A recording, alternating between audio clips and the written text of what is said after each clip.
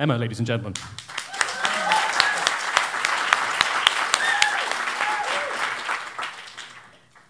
Hit it.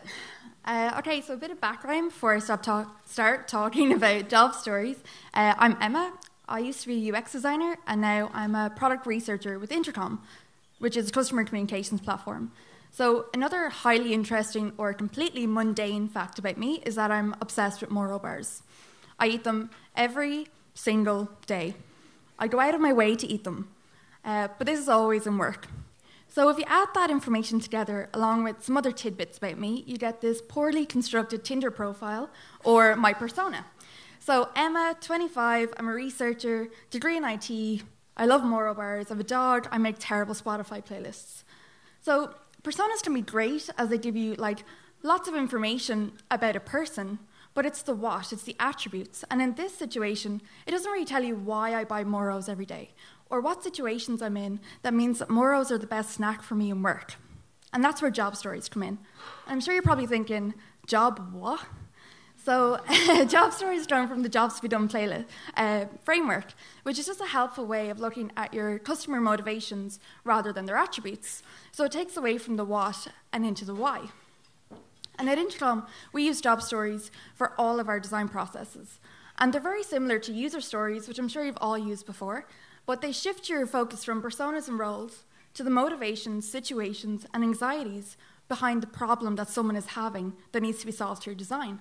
So here we have our typical user story format. So as a, I want to, so that. All the focus here is on the persona, the action, and the expected outcome.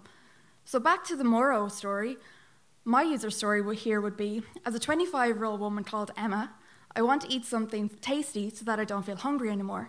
It's still not really saying why I buy Moros every day. Whereas with job stories, it kind of just strips out all the unnecessary information. So here we have, everything is in the first person perspective. So when I want to, so I can. Straight away, the focus is on the situation, the motivation, and the expected outcome. So now we have context. Here's my job story. When I've only got a minute between meetings, I want to grab something that'll be quick to eat and give me a boost for the next couple of hours so that I'm not starving up until dinner. Straight away, it's not about me anymore, it's about the problem at hand. And that's why job stories are great, because they address the why. So demographic data around personas doesn't say why I eat Moro bars, but knowing that I only have a minute between meetings most day does. And that's why job stories is great, because it really helps you to unearth the why. So at Intercom, we frame every design problem as a job. And from here, we're able to prioritize what we design, because we can stack rank every job by severity and say, okay, so we'll design the first three because they're the worst.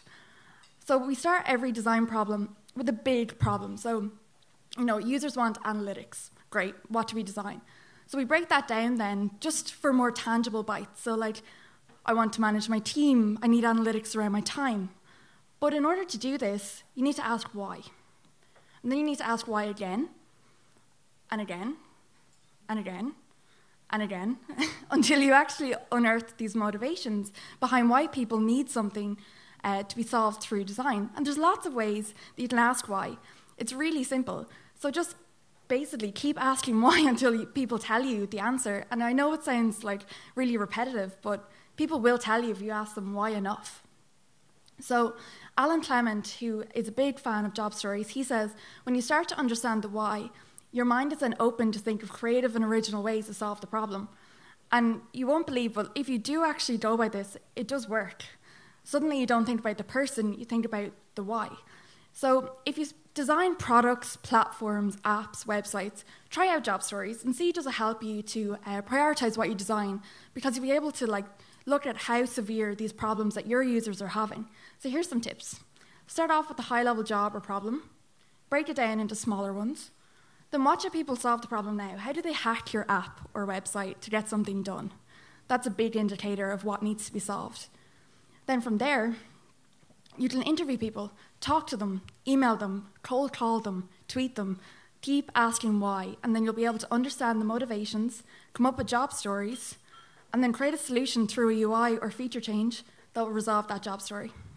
And that's it. Thanks.